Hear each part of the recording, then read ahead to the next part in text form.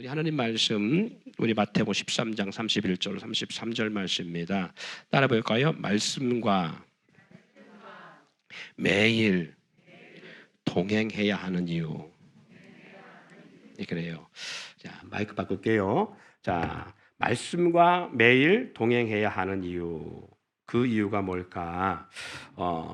저는 이 말씀을 벌써 3주 전에 준비를 해놨는데 이 말씀을 바로 못한 것은 어린이 주일 또 어버이 주일이 겹쳐 있어가지고 이게 좀 계속 있어가지고 준비하지 못했는데 언제 할까 이제 고민하고 있었는데 사실 오늘은 설립 23주년이고 스승의 주일이라 이 말씀하고는 좀 맞지 않을 수도 있겠습니다만은 이 말씀을 전해야 되겠다라고 결단을 하고 결심을 하고 한 주간 묵상하며 준비하는 가운데에 교회 성도들 가운데 시작 가운데에 이런저런 아픈 일들과 또 어려운 일들을 또 경험하면서 이번 주를 넘기면 안 되겠다 그런 생각으로 이 말씀을 전하려고 합니다. 하나님의 말씀은요 겨자씨와 같습니다. 뭐와 같다고요? 그래요. 겨자씨와 같아요. 자, 겨자씨 역사와 같은데 왜 그러냐면 왜 하나님 말씀이 겨자씨와 같으냐? 세상에서 가장 작고 미약하고 그리고 초라하고 보잘것없는 것이 겨자씨랍니다. 예전 성경에는 겨자씨가 이렇게 성경책에 이렇게 제가 이렇게 좀 코팅해놓은 게 있었어요. 근데 올해 성경책이 이제 10수년 하다 보니까 바뀌어가지고 없는데 여러분 겨자씨 하면 어떤 시인지 본 분이 없을 거예요. 저도 성지순례 가서 받아왔던 것이 있기 때문에 쓰는데 그거 손끝에 놓고 이렇게 본다고 작으니까 더구나 이게 눈이 안 좋으신 그런 노안 있는 분들은 가까이 봐야 보여요. 그래서 저도 이렇게 보려고 이렇게 하다가 홑김에 날아가 버렸어요. 홑김에 그렇게 작아요. 보잘것없어요. 근데 땅에 떨어지는 순간을 못 찾습니다. 못 찾아요. 어디에 떨어졌는지 볼 수가 없어요. 너무 작아서. 자, 이게 겨자씨인데 그렇게 미약한 씨, 세상에서 가장 미약하고 보잘것없는 씨가 겨자씨예요. 겨자씨라고 합니다. 그렇게 보잘것없이 그리고 눈에 띄지도 않을 만큼 초라한 것, 미약한 것이 겨자씨인데 오늘 성경에서 주님은 이 겨자씨를 비유해서 천국의 말씀은 이라고 말씀하시면서 오늘 본문 속에 뭐라고 말씀하고 있느냐? 밭에 갖다 심은 겨자씨 한 알 같다는 거죠. 한 알. 여러 개가 있어도 보잘것없고 초라하고 가치성도 없어 보이는데 그런데 천국은 마치 사람이 자기 밭에 갖다 심은 겨자씨 한 알 같다라는 거예요. 그러니까 더 초라하잖아요. 더 보잘것없는. 근데 하나님의 말씀이 바로 이렇다는 것입니다. 천국 말씀이 하나님의 말씀이 겨자씨 같다라는 거예요. 세상 사람은 하나님을 모르니까 그렇게 볼 수 있어요. 하나님이 초라해 보이고 하나님이 뭐 있어? 하나님은 그냥 누가 잘 그러는 그러한 액자 속에 있는 그림 같은 존재고 하나님은 능력도 없고 하나님은 하나의 종교적으로 숭배하는 대상처럼만 볼 수 있어요. 사랑하는 성도 여러분, 그런데 안 믿는 사람은 그렇다 치더라도 하나님을 믿는 우리들도 어떻게 보면 그렇게 하나님을 보잘것없고 초라하게 볼 수 있습니다. 더욱이 하나님의 말씀을 더더욱 그렇게 볼 수 있어요. 그렇게 미약하고 보잘것없어 보이고 그리고 가치 없어 보여도 그 겨자씨 한 알 속에는 따라합시다. 생명이 있답니다. 뭐가 있다고요? 그래요. 생명력이 있습니다. 하나님의 말씀은요 보잘것없어요. 이 말씀이 뭘 할 수 있어요? 그냥 읽을 때에 읽기도 힘들고 그리고 읽는다고 해서 뭐가 변화되지 않을 것 같고 그럼에도 불구하고 하나님의 말씀은 우리가 볼 때 초라해 보이고 우리가 볼 때 보잘것없어 보이고 우리가 볼 때 아무 의미 없어 보이고 우리가 볼 때는 무능력해 보이나 하나님의 말씀에는 생명력이 있어 변화시키는 능력이 있고요. 그 변화에 깊은 잠재력이 있음을 잊지 않기를 바랍니다. 이것이 하나님 말씀이요 천국의 말씀이라는 시입니다. 세상 사람들도요 우리의 말을 뭐라고 말합니까? 말씨라고 말합니다. 왜 말을 말씨라고 할까요? 그것은 말이 씨가 된다라는 거예요. 그 씨라는 것은 반드시 잘한다라는 그러한 결론을 짓고 있다는 사실이지. 그처럼 우리 주님도 하나님의 말씀을 뭐라 그러냐? 씨로 비유하고 있다는 거예요. 뭐예요? 왜? 반드시 변한다. 반드시 잘한다는 거예요. 예, 말씀을 겨자씨로 변했듯이 아무리 작아도, 그리고 무게감이 없어 보이고 작은 콧김에도 날아가 버릴 만큼 가벼워 보이고, 그리고 보잘것없이 초라해 보여도 그 속에는 생명력이 있어. 반드시 자라고 성장할 뿐만 아니라 뭘 만드느냐? 변화 역사를 만들어야 됩니다. 하나님 말씀은요, 그러기에 매일 들어야 됩니다. 매일 들어야 하고, 그리고 매일 선포돼야 되는 것입니다. 이것이 하나님 말씀이 매일 듣고 매일 선포돼야 될 첫 번째 이유인데, 세상 사람의 눈으로 보면 정말 보잘것없고 초라하고 아무 능력이 없어 보이나 세상 모든 것을 소멸하고 퇴색하고 사라지고 사라지지만, 이 땅의 모든 우리가 눈으로 보여지는 웅장하고 아름답고 존귀해 보이고 소유하고 싶고 누리고 싶은 모든 것들은요 다 소멸되지요. 시간이 지날수록 소멸되고 시간이 지날수록 사라져버리고 시간이 지날수록 쇠퇴집니다. 그러나 천국의 말씀, 하나님 말씀은 시간이 지날수록 뭐였다? 생명력이 있어. 반드시 변화를 주고 세상을 바꾸는 능력이 있습니다. 할렐루야. 예, 반드시 땅에 떨어지지 않는다는 거예요. 여기 보니까 하나님의 천국은 마치 밭에 갖다 심은 겨자씨 하나 같다고 했잖아요. 반드시 땅에 떨어져야 뭐가 있다? 자란다. 변화 역사가 있다. 하나님 말씀은 그냥 여기 딱 놓는다고 이 말씀이 우리의 삶을 변화시키는 것이 아니에요. 반드시 땅에 떨어져야 되듯이 천국의 말씀 또한도 반드시 선포돼야 되는 그 이유입니다. 할렐루야. 그리고 하나님의 말씀이 우리 육의 신비에, 우리의 육에 떨어져야 되는 거예요. 여러분, 우리의 육의 몸은 뭘로 만들었습니까? 그래요, 땅에서 취함을 입은 흙으로 만들어졌어요. 그래서 사람은 반드시 육체는 흙에서 취함을 입었으므로 어디로 들어간다? 흙으로 돌아갈지니라. 왜 주님은 겨자씨를, 한 사람, 한 농부가 이 겨자씨 하나를 자기 밭에 심었다 말하느냐? 하나님의 말씀은 그냥 책으로 있으면 아무 능력이 나타나잖아요. 그러나 이 말씀을 읽거나 듣거나 그 말씀, 선포된 말씀을 마음에 새길 때, 할렐루야, 우리의 육체 가운데 딱 떨어질 때 어떤 역사를 하느냐? 떨어질 때 그 씨앗이 자라듯이, 땅에 떨어진 겨자씨 하나를 자라듯이 반드시 육에 떨어질 때에 어떤 환경을 바꾸듯이 우리의 육의 삶의 변화를 일으킵니다. 마치 가루 서말 속에 들어가 있는 작은 누룩처럼, 누룩 전체를 부풀게 한처럼 우리의 육체 가운데 말씀이 떨어질 때에 우리의 몸이, 우리의 인생이, 우리의 환경이 어떻게 변화하고 바뀐 역사가 나타납니다. 이렇듯 반드시 말씀이 흙으로 만든 우리 육체에 떨어져야 땅이 변하듯이, 가루가 변하듯이 우리의 삶에 놀라운 변화가 역사가 나타납니다. 그러니까 말씀은 반드시 드려야 되는 거예요? 안 드려야 되는 거예요? 말씀을 매일 봐야 되는 거예요? 안 봐야 되는 거예요? 말씀과 동행해야 되는 거예요? 동행하지 않아야 되는 거예요? 반드시 동행해야 됩니다. 그래야 그 말씀이 나를 바꾸는 역사가 나타나요. 두 번째, 말씀과 매일 동행해야 되는 두 번째 이유는 경영한 사람, 그 경영할 그릇, 경영할 사람다운 그릇이 나타날 때 역사가 일어나는 것이 말씀의 능력입니다. 여러분, 창세기 2장 4절 5절 보니까 이렇게 말합니다. 2장에 보니까 이것이 천지가 창조될 때에 하늘과 땅이 내려기니 여호와 하나님이 땅과 하늘을 만드시던 날에, 여호와 하나님이 땅과 하늘을 만드시던 날에 여호와 하나님이 땅에 비를 내리지 아니하셨고, 그 다음 말씀이 중요합니다. 제가 먼저 선창합니다. 땅을 갈 사람도 없으므로, 땅을 경작할 사람이 없으므로, 땅을 경영할 사람이 없으므로, 땅을 주관할 사람이 없으므로, 인생을 통치할 사람이 없으므로, 환경을 다스릴 사람이 없으므로 그릇되지 않았다는 거예요.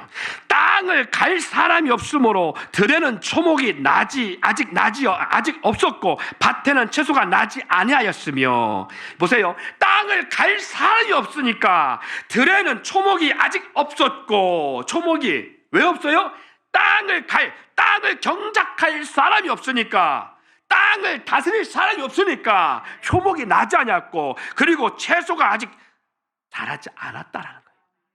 자, 그런데 창세기 2장에 이렇게 나오는데, 창세기 1장에서 우리가 알거니와 채소와 과목은 몇째 날에 하나님이 창조했습니까?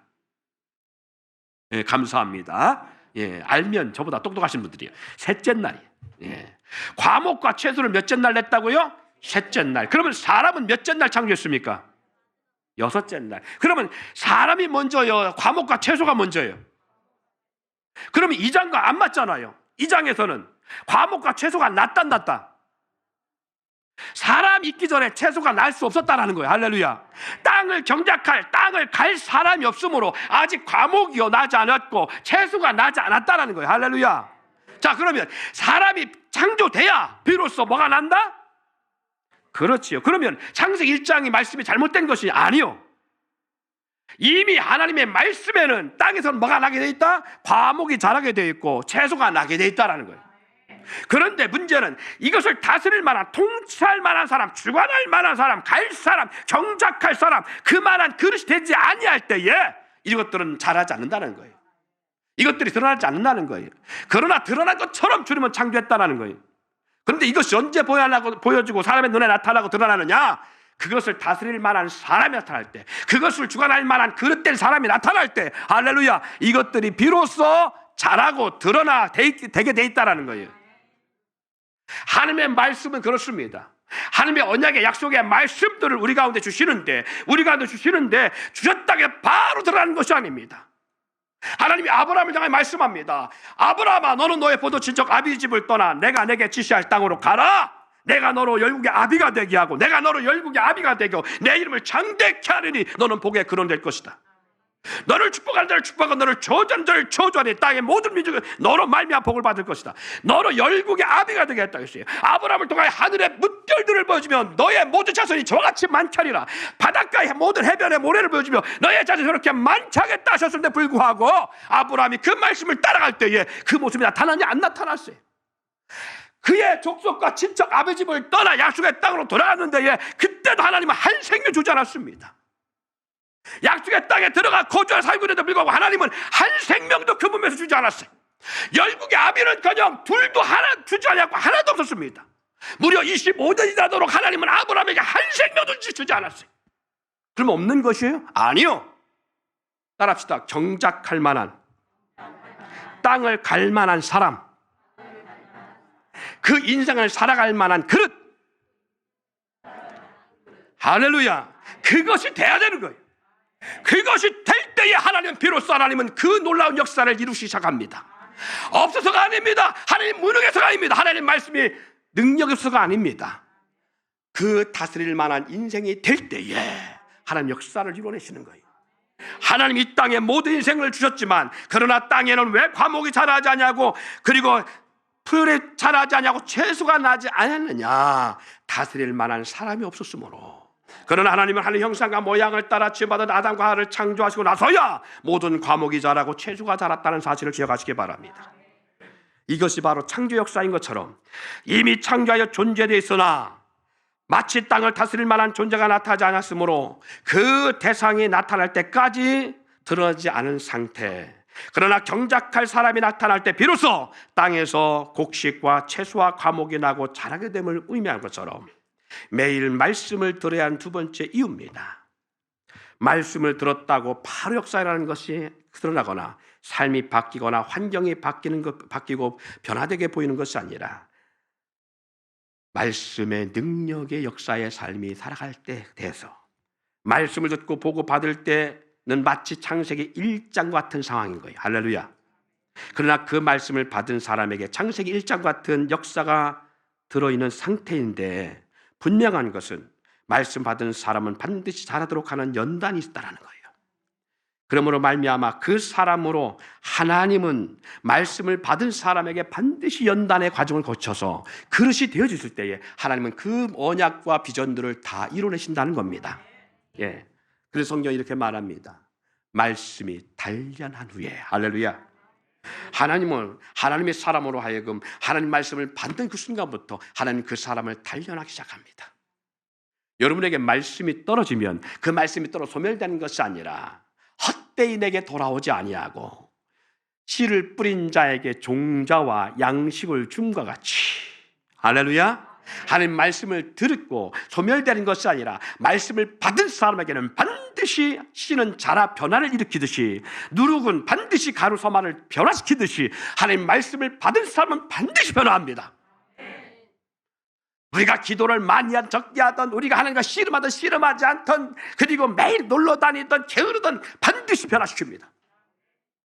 우리는 우리 뜻대로 살고자 하는 거지만 하나님은 반드시 그 삶을 만들어내셔요. 하나님의 방법으로 연단하십니다. 안 할 것 같이 우리가 쌩떼를 쓰고 고집부리고 나는 안 할 거야 라고 해도 하나님 반드시 하십니다.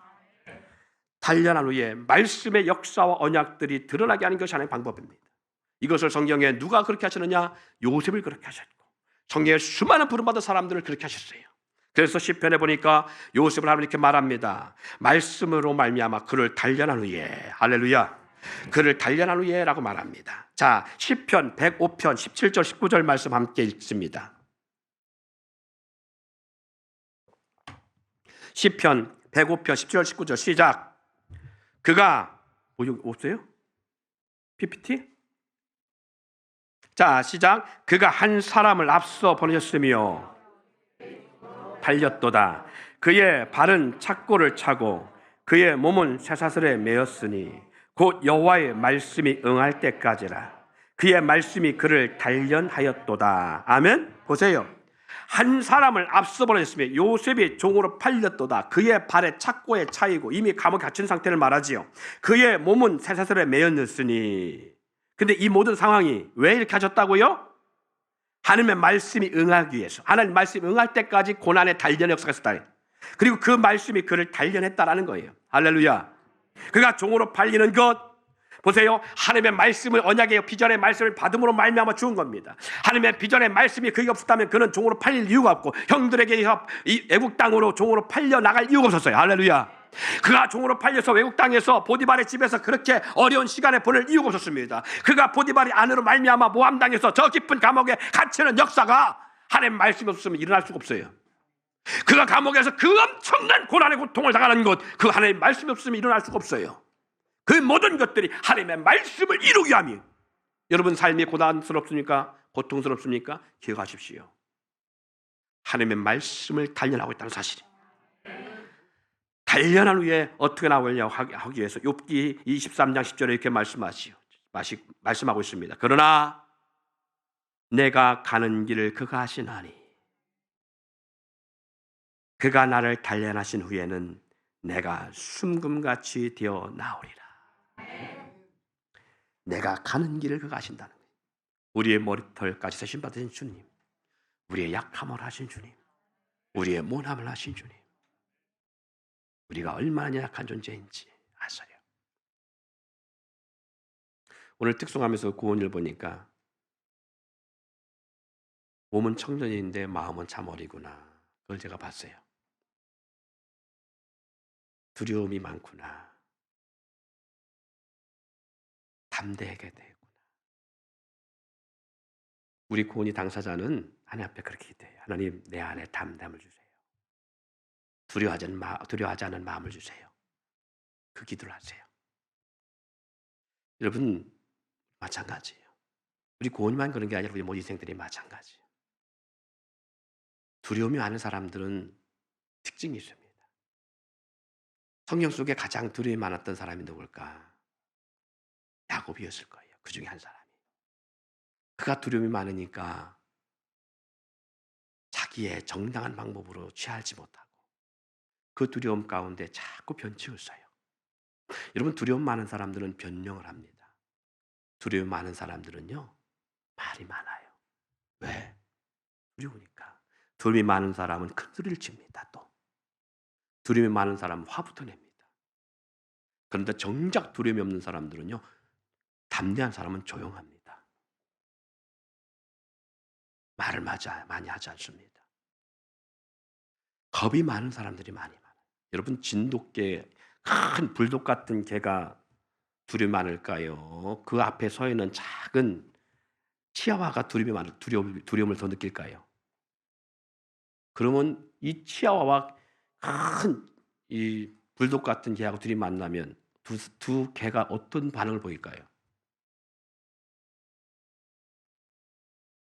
그렇지요. 그 엄청난 거구 앞에 딱 서는 순간에 죽을까 봐 어떻게 해요? 온갖 힘을 다하시면 항 있습니다. 근데 이 짖는 것이 온 힘을 쓰다가 보니까 자기 짖는 그 기력에 딸려서 뒤로 물러가면 나 그런 게 봤어요. 짖는 거에 자기 진동에 의해서요. 그 에너지에 지가 이렇게 뒤로 이렇게 밀려가더라고. 근데 그 엄청난 불독은 가만히 있다. 쿵! 한마디 끝나. 네. 두려움이 많으면 사람 그래요. 저도 그래요. 그래서 제가 기도하는 것 중에 하나도 그렇습니다. 하나님, 담대함을 주세요. 담대함 주세요. 왜냐하면 두려움이 많다는 건 자기 자신에게 자신감이 없다라는 거거든요. 용기가 없다라는 거거든요. 용기가 없으니까 그럴 수 있어요. 우리 모두 마찬가지입니다. 그래서 오늘 하나님은요, 그런 두려워하는 사람, 상처 많은 사람, 트라우마가 있는 사람, 약한 사람들 다 하세요. 내가 나를 잘 모르는데 하나님은 나를 너무 잘 아십니다. 내가 어떤 존재인지 모릅니다. 우리 그러지요. 사랑해. 죽을 때까지 사랑해. 그거 뻥이라고. 사실은 그때 그것이 진실 같고 그것이 정말 참된 고백 같은데 근데 살다 보면 그게 아니잖아요. 근데 그것을 갖다가 그래서 우리는 알아요. 변했다고 생각합니다. 변한 게 아니에요. 그게 원래 그 모습이에요. 우리 모습들이에요. 제가 살면서 가만히 보면 느끼는 것은 나는 오늘 진실이라고 말하나 이것이 또한 거짓말이 될 수도 있겠다. 나는 이것 참말이라고 말하나 이것이 참말이 아닐 수도 있겠다. 왜? 언젠가는 바뀌어요. 언젠가는 상황에 따라 바뀌더라고요. 그래서 강단에 서서 참 말 한마디 한마디가 참 조심해야 된다는 것도 사실 맞아요. 사랑하는 성도 여러분, 그럼에도 불구하고 하나님 우리의 모든 것을 아셔요. 우리의 안고를 소문하시고요. 우리의 작은 신음도 아신답니다. 그런 하나님이 우리의 뭔들 모르겠어요. 그래서 내가 어떻게 무너지고 어떻게 넘어지는 인생인지, 내가 어떤 상황에서 어떻게 무기력하게 우리가 좌절할 인생인지 아시기에 하나님이 우리로 하여금 믿음에 떠나지 아니하고 세상을 이기는 믿음으로 하나님의 존귀한 그 권능 위에 우리를 세우시기 위해서 우리를 연단하시고 있는데, 그래서 말씀한 것처럼 내가 가는 일을 그가 하시나니 그가 나를 단련하신 후에 내가 순금같이 되어 나오게 하리라. 하나님은 아브라함이나 야곱에게 약속의 말씀을 주시고 그 약속을 이루시기 위해서 단련한 후에 그에게 합당한 그릇이 되었을 때에 그들로 하여금 아브라함을 아브라함 되게 하시고 야곱을 이스라엘 되게 하시는 그 감당할 만한 성취 역사를 이룰 때 그렇게 담당하셨던 것처럼 오늘 우리 또한도 그렇게 하신다는 사실을 기억하시기 바랍니다. 이스라엘 백성들에게 약속의 땅도 마찬가지였습니다. 금방 주실 것처럼 하나님 하셨지만 그러나 430년이 돼서야 이스라엘에게 허락했다라는 것을 보면 우리는 너무나 잘 알 수 있어요. 여러분 신명기 7장 22절에 이렇게 말합니다. 내 하나님 여호와께서 이 민족들을 내 앞에서 조금씩 쫓아내시리니. 왜 한 번에 하면 얼마나 좋아요. 한 번에 몰아내면 얼마나 좋습니까? 그러나 가나안 족속들을 한 번에 몰아내게 하지 아니하시고 조금씩 쫓아내게 하신다는 거예요. 그 이유는 너는 그들을 급히 멸하지 말라. 들짐승이 번성하여 너를 해할까 하노라. 하나님 왜 한 번에 주시지 왜 이렇게 그냥 찔끔찔끔 주십니까? 우리 그때로는 그렇게 기도하잖아요. 주시려면 제대로 주셔갖고 나라의 건 그냥 확 찔하고 나가게 만드시지 왜 그렇게 쪼맹강 하나님 쪼잔하게 그렇게 하십니까? 아니요. 한 번에 주시면 감당하지 못하니까. 그래서 그렇게 하신다는 사실이. 하나님의 말씀은요. 때가 되면 반드시 역사를 합니다. 할렐루야. 여호수아 6장 26절에 보니까 보세요. 여호수아가 그 땅에 그때에 맹세하게 하여 이르되 누든지 일어나서 이 여리고 성을 건축하는 자는 여호와 앞에서 저주를 받을 것이라. 그 기초를 쌓을 때에 그 맏아들을 잃을 것이요 그 문을 세울 때에 그의 막내 아들을 잃으리라 하였더라. 그런데 이 역사가요 이렇게 외친 선포한 역사가 700년 후의 역사가 드러납니다. 열왕기상 16장 34절에 그 말합니다. 이 시대에 베델 사람 히엘이 여리고를 건축하였는데에 그가 그 터를 쌓을 때에 맏아들 아비람을 잃었고 그 성문을 세울 때에 막내 아들 수굽을 잃었으니 여호와께서 눈의 아들 여호수아를 통하여 하신 말씀과 같이 되었더라.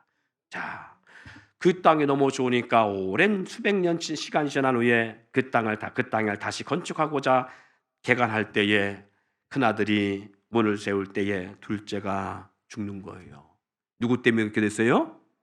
여호수아의 주의 이름으로 선포한 것 때문에 됐어요. 자, 근데 여호수아가 살아있어요? 700년 후에 여호수아의 존재는 찾아낼 수도 없어요. 이미 흔적도 없이 사라진 존재예요. 그런데 하나님의 말씀은 그 자리에 있어서 그 역사를 이뤄내고 있답니다. 자, 그러면 우리가 이 단순한 이 말씀 한 말씀만 봐도 여러분과 제가 주 예수 이름으로 선포한 것은 사라진다, 사라지지 않는다. 반드시 역사가 일어난다, 안 일어난다. 반드시 역사가 일어납니다. 그래서 우리의 말은요, 함부로 하면 안 되지만 기도도 마찬가지예요. 우리가 예수 이름으로 선포한 것은 반드시 들어집니다. 그러기에 하나님의 말씀은 때가 되면 반드시 역사가 일어나고 우리의 기도 또한도 해야 되는 이유는 날마다 선포하고 나가야 될 이유는 반드시 역사가 일어나기 때문에 그래요. 아무 역사 없는 것 같으지요? 여호수아 때 사람 여호수아가 장보에도 죽었어요. 그리고 그 자녀 때도 죽었어요. 그 자녀의 세대도 죽었어요. 아이고 끝이었어. 그냥 끝났어. 뭔가 아무것도 일어나지 않았어요. 그리고 다 죽었어요. 아이고 외친 거 소용없네. 끝났네. 우리가 기도한 거 끝났네. 아무것도 일어나지 않네. 아이고 끝났잖아. 아무도 없잖아요. 그런데 놀라운 것은 때가 되니까 역사 일어나요. 때가 되니까 역사 일어나요. 때가 되니까.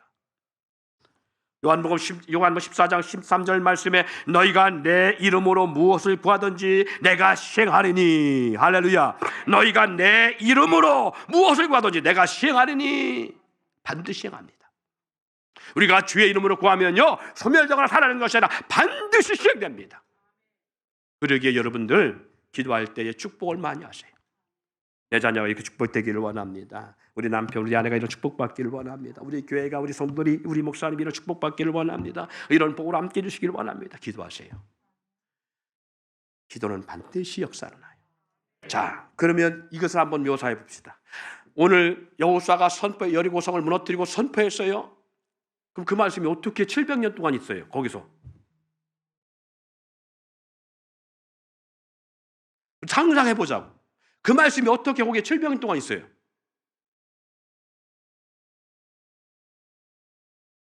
시편 103편에 보니까 이렇게 말씀합니다. 여호와의 말씀을 이루는 너의 천군 천사여. 여호와 하나님 말씀하시면 천군 천사가 그 말씀을 붙잡고 그 말씀을 이룬다는 거예요. 여호와 말씀을 선포하면 하나님의 말씀을 이루는 천군 천사가 그 말씀 붙잡고 역사를 이룬다는 거예요. 그러니까 여호수아가 주의 이름으로 선포했잖아요. 선포할 때 그 말은 사라진 것이 아니라 우리 눈에는 보이지 않지만 천군천사 그 말씀을 딱 붙잡고 거기에 버티고 있는 거예요. 우리에게는 700년이 멀고 먼 세월이지만 영적 세상 속에서는 1000년이 하루 같고 하루가 1000년 같습니다. 할렐루야. 그래서 천군천사 그 말씀 딱 붙잡고 있다가 그 역사를 이룰 때 그대로 그 말씀을 거기다 쫓아보던 말씀을 이루게 하시는 거예요. 그래서 여러분이 기도하면 우리의 기도가 그냥 공중에 흩어지거나 우리가 기도하면 공중에서 그냥 메아리로 떠돌아다니는 많은 것이 흩어져서 소멸되는 것이 아니라 우리가 주의 예수 이름으로 기도하면 우리의 기도를 누가 붙잡고? 주의 천군 천사가 붙잡고 있다는 거예요. 그래서 다니엘이 기도를 시작할 때에 하나님은 주의 천사를 보내사 그 기도에 응답을 주잖아요. 할렐루야. 오늘 우리의 기도가 그렇습니다. 그래서 우리가 날마다 기도해야 될 이유는 바로 여기 있어요. 할렐루야. 말씀 의지하여 기도할 때 우리 가운데 일어나는 역사임을 믿으시길 바랍니다. 로마서 9장 18절에 주께서 땅 위에서 그 말씀을 이루고 속히 시행하리라 하셨느니라. 할렐루야. 예, 하나님의 말씀은 드려야 될 세 번째 이유입니다. 결코 사라지지 아니하고요 반드시 역사를 합니다. 결코 헛되거나 소멸되거나 사라지지 않고 반드시 이루어집니다. 할렐루야. 이것을 우리는 형통이라고 말합니다. 이사야 55장 10절로 11절 말씀에 이른 비와 눈이 하늘에서부터 내려서 그리로 되돌아가지 아니하고 땅을 적셔서 소출이 나게 하며 싹이 나게 하며 파종한 자에게 종자를 주며 먹는 자에게는 양식을 준 것 같이 내 입에서 나가는 말도 이와 같이 헛되이 내게로 돌아오지 아니하고 나의 기뻐하는 뜻을 이루며 내가 보낸 일에 형통함이니라. 하나님 말씀이 이루어지는 게 형통이에요. 하나님 말씀은 살아있는 능력의 말씀입니다. 우리는 짧은 인생을 살아가기에 선포되어진 하나님 말씀이 소멸되고 아무 역사가 일어나지 않을 것처럼 보일 수 있어요. 그러나 하나님의 말씀은 장구하시며 영원하시며 변화가 없으시며 소멸되지 아니하시며 반드시 주의 입에서 나간 말씀은 이루어집니다. 우리가 말씀을 읽고 우리가 말씀을 듣고 우리가 말씀을 상고하고 우리가 말씀을 날마다 선포해야 될 이유는, 언약을 의지하여 기도해야 될 이유는 바로 여기 있어요. 반드시 이루어지기 때문에. 이사야 14장 24절의 말씀에 만군의 여호와께서 맹세하여까지 하여 이루시되 내가 생각한 것이 반드시 되며 내가 경영한 것을 반드시 이루리라. 14장 24편 26절 17절에 이것이 온 세계를 향하여 정한 경영이며 이것을 열방을 향하여 편소리나 하셨나니 만군의 여호와께서 경영하신즉 누가 능히 그것을 패하며 그의 손을 펴셨은즉 누가 능히 그것을 돌이키랴. 아무도 돌이킬 사람이 없어요. 우리의 말은, 사람의 말은 소멸될 수 있고 사람의 말은 아무 능력을 나타낼 수 없지만 하나님 말씀은 반드시 잘합니다. 그래서 여러분 가정에서나 교회에서나 어디서나 날마다 말씀을 읽고 듣고 선포돼야 될 이유가 여기 있어요. 말씀을 말씀과 날마다 동행하실래요? 그냥 뜨문 말씀을 보실래요? 그래요. 날마다 말씀과 함께 하기를 바랍니다. 날마다 말씀과 매일 동행할 수 있기를 원합니다. 우리 학생들도 마찬가지입니다. 우리 다음 세대들도 마찬가지입니다. 쪽보금이라도 들고 다니면서 말씀을 매일 봐요. 안 되면 여기에 우리 핸드폰에 다 있잖아요. 핸드폰에 어플을 깔아서도 날마다 말씀을 보는 습관을 가져요. 말씀을 날마다 우리 단톡에 올리고 안 올리고 중요한 게 아니에요. 여러분 말씀을 날마다 한 절에도 보려고 하는 게 중요한 거예요. 왜? 우리가 이 말씀 볼 때에 묵상으로 중요하지만 할 수 있으면 한 절을 읽더라도 입을 열어서 선파듯이 읽길 바랍니다. 그럼 어떻게 한다고요? 내 귀가 듣고 내 몸에 그 말씀을 받게 돼 있어요. 그러면 그 말씀이 나를 바꾸는 거예요. 그 말씀이 내 삶을 바꾸게 하시는 거예요. 그 말씀이 반드시 우리를 변화시키는 능력의 역사가 있고 내 삶의 경유의 능력을 만들어낸다는 사실이 있지 않기를 바랍니다.